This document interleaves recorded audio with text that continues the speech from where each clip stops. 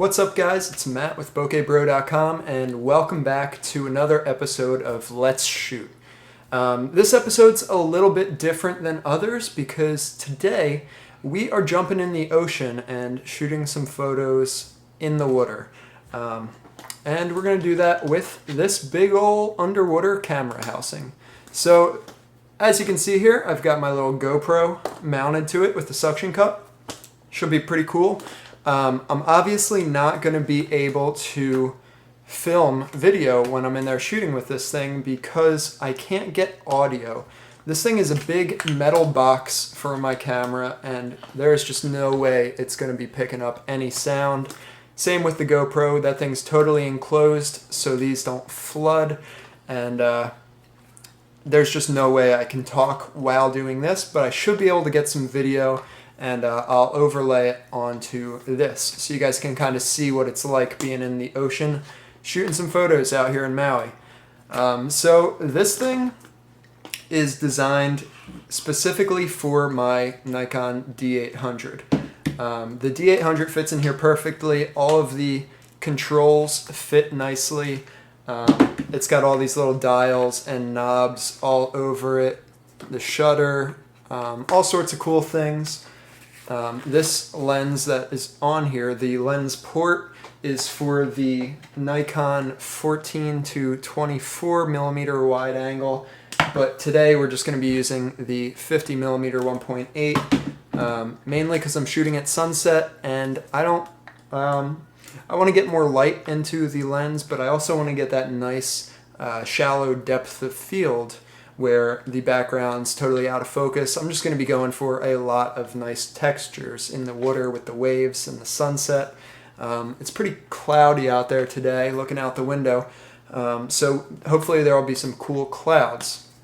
Now, this GoPro is pretty much the most ridiculous thing I've ever seen, but it actually appears to work pretty well. It's on there pretty good. So we'll see how that holds up. This is the first test. And real quick, I just want to show you guys what this thing's all about. Like I said, I'm not going to be using this lens port because I don't want to shoot with that lens. So I do have another port for the 50 millimeter. It's a lot smaller. I'm going to pop this one off. It's just a few little wing nuts. I don't know if you can see all these, but literally just there's maybe 7, 8, 9 of them. I'm not sure. 1, 2, 3, 4, 5, 6, 7 of those. So you pretty much just unscrew all these, and the whole front face with the lens comes off. So I'll be back in a sec once this is apart, and I can show you guys what it looks like.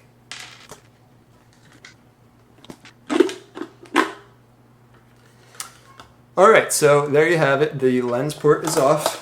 You'll see those screws there and the rubber gasket that runs along the side. You got to make sure that thing's clear of sand, hairs, dirt, anything else that could cause some leakage and get water into the camera housing. So this is off. You'll see this one.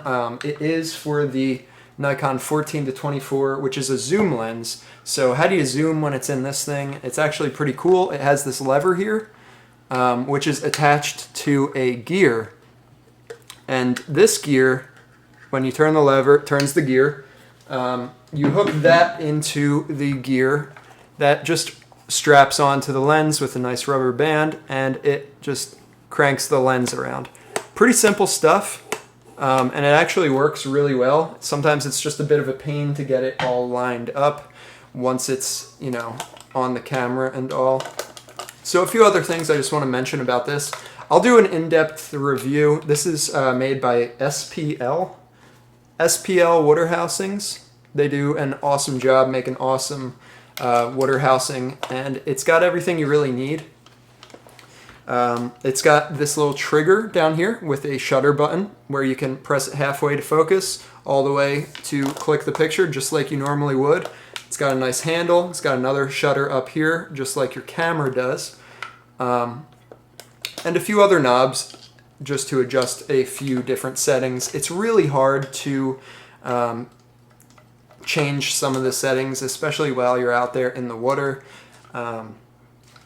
So it's not perfect, but it works. I usually get my settings right before I pop the camera in. And other than that, this is the wire that plugs into your remote shutter on the camera and attaches to the trigger. Pretty simple stuff. This just acts as a remote trigger, and you shoot like that. Pretty simple. So I'm going to pop off the trigger as well as this top plate up here, because they also have O-rings in there, and I just want to make sure they're nice and clean. And you actually need this little wrench to do so. It's got these little nuts on the top, so it's kind of a pain, but it's always worth making sure it's nice and clean. And you don't want to over tighten things, otherwise it'll crush those O-rings and it will just deteriorate over time. So I'll come back in a sec, and we'll get right back to this. So you can see it just kind of rests right in there. Pretty cool stuff. It's nice and tight. It's not going anywhere. It's got a few plates to keep it in place. So there you have it. Pretty cool stuff. And then we just take the lens port and slide it right over. Focusing on the camera, not this. So there you have it. You tighten down those wing nuts, and that is that. It should be good to go. I usually just like to make sure it's focusing. You can hear it. So that works. Make sure it's firing before you tighten everything down, which it does. I have it set to show the image right after you take it. So you always get to see what you're shooting. Continuous mode, so I can just snap a bunch of pictures rapidly. Alright, so we've got the camera in there, we've got the GoPro in, everything's nice and charged, the camera's on, GoPro's ready to go.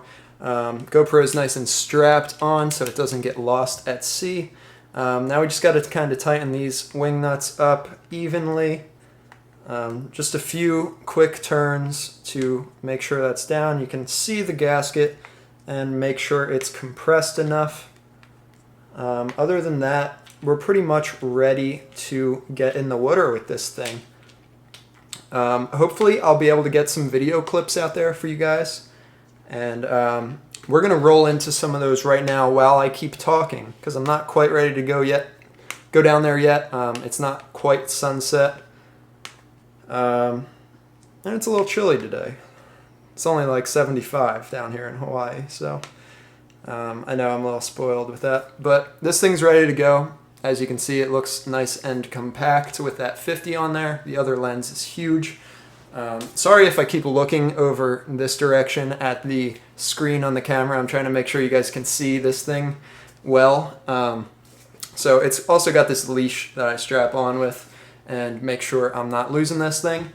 It's pretty cool though, because this camera actually floats. There's enough air inside of it to keep it on top of the water.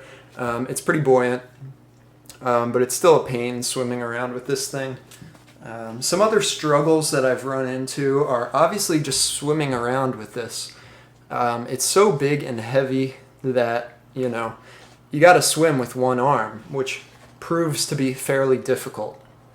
And then obviously focusing on what you're shooting. So with this 50, it's going to be even more of a trouble, because the depth of field is so small, and I'm really going to have to pay attention to what's in focus and what's not.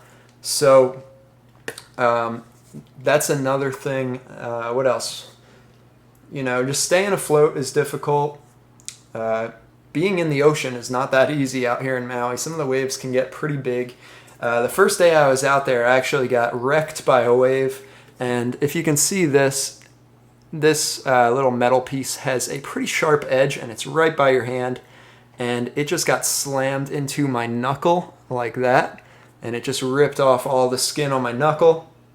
It's kind of sharp actually, which is a weird design, but I should be able to get some video clips with this. I can switch it into live view, hit the record button pretty easily, along with the GoPro, along with shooting photos. My goal is to just be having video playing right now for you guys while I talk about some of this stuff, because obviously I can't record audio underwater. So pretty simple stuff. When you're out in deeper water, it is a little bit harder to stay afloat and it gets more tiring swimming around with fins on. But in this video, I'm just going to be at the beach and in pretty shallow water, playing in some of the waves, trying to get some nice photos of the waves and some of the sunset. The sunset should be pretty cool. Other than that, this thing is pretty easy to deal with. It just takes a lot of prep work. A lot goes into getting ready and bringing this thing down to the beach, getting in the water. It's one of the more involved shoots that I do. Kind of takes a lot of effort, so I don't really do it as much as I should, but I always get some pretty cool results out of it. Now, when you're shooting in deep water, you start to lose a lot of light and the colors get a little weird. They shift green and blue, and correcting those is pretty challenging in and of itself, but with a little practice you can get better at that. I tend to have some of those shots in the Editors Club that you can check out. What time is it here? 5 o'clock, sun sets around 6:30 or so. So we still got a little bit of time. Hopefully you're enjoying this video. I don't really know where I'm going at this point. But this is the SPL housing with my Nikon D800. Like I said, this is a bit of a strange video where you're not actually watching me shoot, but I kind of want to talk you through this shoot that I haven't even done quite yet. We're going to go out now and try to get some clips and some photos. As always, you can check those out at the link below. They're always on the blog at bokehbro.com. Be sure to like and subscribe. I try to put out a video every single day, and I try to do these Let's Shoots pretty frequently, at least once or twice a week whenever I'm out shooting. So I'll leave it at that. Hopefully you guys enjoyed this video. So that's it, and I'll catch you guys next time. Thanks for watching.